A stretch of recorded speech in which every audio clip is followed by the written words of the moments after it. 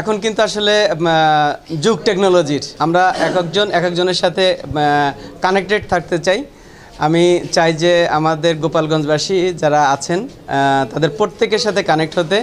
এই কানেক্ট হওয়ার জন্যই আসলে টেলিফোনটা নেওয়া, মানে টেলিফোন মিন হলো আমরা একে অপরের সাথে কানেক্টেড থাকব। এটাই আসলে আমার উদ্দেশ্য। আমার এটা উপজেলা ছিল, আমি এখানে মানে জাতীয় নির্বাচনে আমি টেলিফোন প্রতীকটা শুধু ওই কারণে নিয়েছি। ভোটের সমীকরণ তো আসলে এটা বুঝতে পারবে বা জানবে হলো আমাদের যারা ভোটাররা আছে তারাই। আমি আমার চেষ্টাটা থাকবে সর্বোচ্চ আমি আন্তরিকতা দিয়ে তাদের কাছে যাওয়া, তাদের কাছে ভোট চাওয়া এবং আমার প্রতিশ্রুতিগুলো তাদের কাছে ব্যক্ত করা। তো আমি আশা করি, বিশ্বাস করি যে আধুনিক টেকনোলজি অর্থাৎ আমাদের বাংলাদেশ সহ আমরা পৃথিবীতে আসলে অনেক আগানো। সেই তুলনায় আমরা যদি মনে করি যে বাংলাদেশ ওইভাবে আগানো না, তো আমার বিশ্বাস যে আমাদের যে যুবক ভাইয়েরা আছেন তাদের জন্য যে আমি প্রতিশ্রুতি দিচ্ছি যে আমরা টেকনোলজি নিয়ে কাজ করব। টেকনোলজি আপনারা সবাই জানেন যে টেকনোলজি আসলে আধুনিক যুগ সৃষ্টি করতেছে এবং ভবিষ্যৎ তৈরি করবে। বিশ্বের অনেক দেশের সাথে আমার পরিচয় আছে। আমি বাংলাদেশ কম্পিউটার সমিতির সেক্রেটারি জেনারেল যখন ছিলাম আমি তখন থেকেই আমি কিন্তু টেকনোলজি নিয়ে কাজ করি এবং বহির্বিশ্বে অনেক জায়গা আছে, মানে লোক আছে যারা আসলে বাংলাদেশে ইনভেস্ট করতে চায়।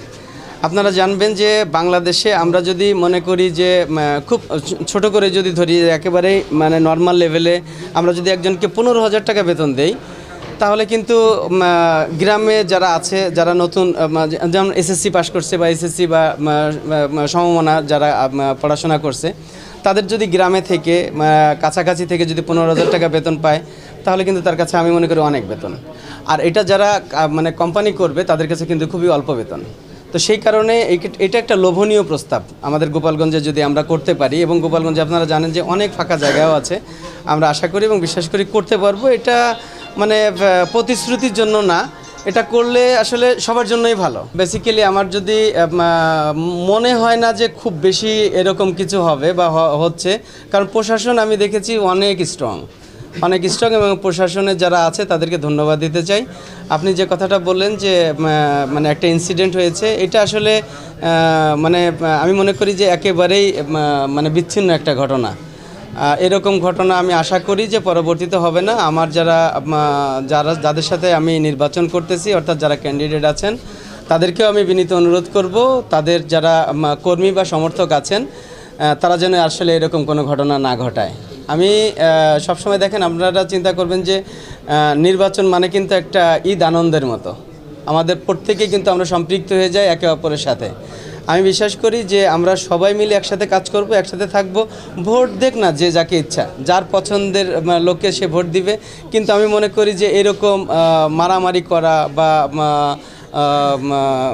খারাপ কোনো কাজ করা বা একজনকে আঘাত করা বা একজনকে কটু কথা বলা বা একজনকে মানে মিথ্যে কথা বলে তাকে হেয় করা, তারপরে আপনারা যদি মনে করেন যে এখন এআইয়ের যুগ, একজনের ছবি দিয়ে আরেকজনের ছবি বসায় দেওয়া, আমি মনে করি যে এইগুলো থেকে সবাই বিরত থাকুক। আমি সবাইকে অনুরোধ করব, আমি প্রত্যেকটা ক্যান্ডিডেটকে অনুরোধ করব, তারা যেন তাদের কর্মী বা সমর্থক যারা আছে তাদের সবাইকে বলে যে অন্তত ভ্রাতৃত্বপূর্ণ পরিবেশে আমাদের নির্বাচনটা হয়, তারা যেন কোনো রকম এরকম কোনো বাধার সৃষ্টি না করে কাউকে। এবং আমি আমার ব্যক্তিগতভাবে বলি, আমার গ্রাম চন্দ্রদিঘলিয়া, আমার ইউনিয়ন চন্দ্রদিঘলিয়া, আমার যে ভাইয়েরা নির্বাচন করতেছেন তাদের যে কোনো লোক আমার কাছেও, আমার মায়ের কাছেও ভোট চাইতে যাবে এবং সে সম্মানের সাথেই যাবে।